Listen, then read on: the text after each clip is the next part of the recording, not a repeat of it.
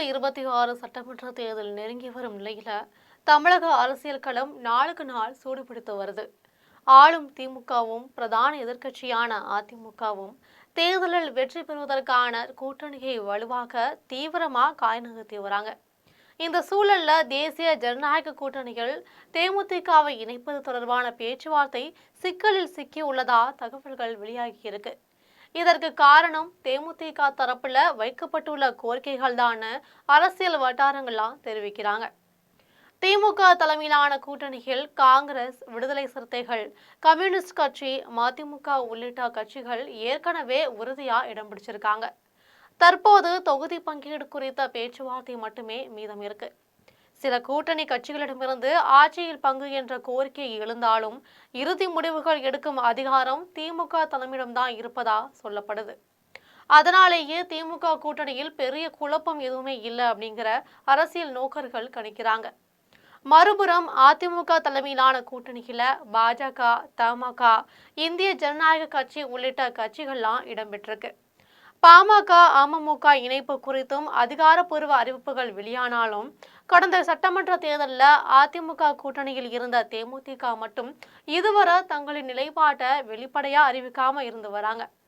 விஜயகாந்த் மறைவுக்கு பிறகும் தேமுதிகவுக்கு ஒரு கணிசமான வாக்கு வங்கி இருப்பதா பாஜக மேலிடம் கருதுவதா சொல்லப்படுது.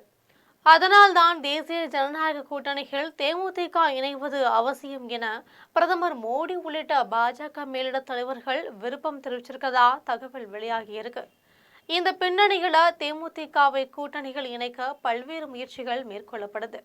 கடந்த ஜனவரி 9ஆம் தேதி தேமுதிக தனது கூட்டணி முடிவை அறிவிக்கும்னு அந்த கட்சியின் பொதுச் செயலாளர் பிரேமலதா அறிவிச்சிருந்தார். ஆனா அன்றைய தினம் கடலூரில் நடைபெற்ற மாநாட்டில் கூட்டணி குறித்த எந்த அறிவிப்புமே வெளியாகல. இதனால அரசியல் வட்டாரங்கள்ல பல்வேறு ஊகங்கள் எழுந்திருக்கு. இதன் தொடர்ச்சியா அதிமுக பொதுச் செயலாளர் எடப்பாடி பழனிசாமி தேமுதிக தரப்பினருடன் நேரடியா பேச்சுவார்த்தை நடத்தியதா சொல்லப்படுது.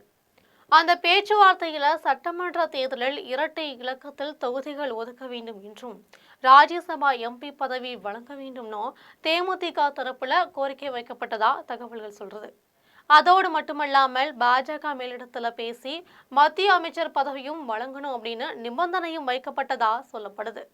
இதற்கு பதிலளித்த அதிமுக தரப்பு 10 தொகுதிகள் வர வழங்க முடியும், தேர்தலுக்கு பிறகு ராஜ்யசபா சீட் குறித்து பரிசீலிக்கலாம் அப்படின்னு தெரிவிச்சிருக்கிறாங்க. ஆனா அதிமுகவுக்கே இதுவரை மத்திய அமைச்சர் பதவி வழங்கப்படாத நிலையில தேமுதிகவுக்காக பாஜகவிடம் சிபாரிசு செய்ய முடியாதனோ, வேண்டுமானால் பாஜக தரப்புடன் நேரடியா பேச்சு நடத்தி கொள்ளலாம்னு அதிமுக தலைமை தெரிவித்ததா சொல்லப்படுது. இந்த விவகாரத்தை அதிமுக தலைமை பாஜக மேலிடத்துக்கு எடுத்து சென்றிருக்கு.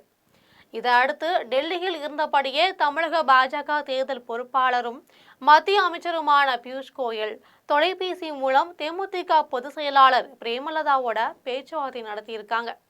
அந்த உரையாடல்ல தேசிய ஜனநாயக கூட்டணிகள் இணைந்து சட்டமன்ற தேர்தலை எதிர்கொள்ள வேண்டும்னோ விரைவில் சென்னை வந்து நேரில் சந்திப்பதாகவுமே தெரிவிச்சிருக்காரு. ஆனா அந்த பேச்சுவார்த்தையில தேமுதிக தரப்பு முன்வைத்த கோரிக்கைகள் தான் பாஜக வட்டாரங்களை பதற்றமடைய வைத்ததா சொல்லப்படுது. குறிப்பா கடந்த லோக்சபா தேர்தலில் நூலிலையில தோல்வி அடைந்த விஜயகாந்தின் மகன் விஜய பிரபாகரனுக்கு மத்திய அமைச்சர் பதவி வழங்க வேண்டும்னு வலியுறுத்தப்பட்டதா தகவல்கள் வெளியாச்சு.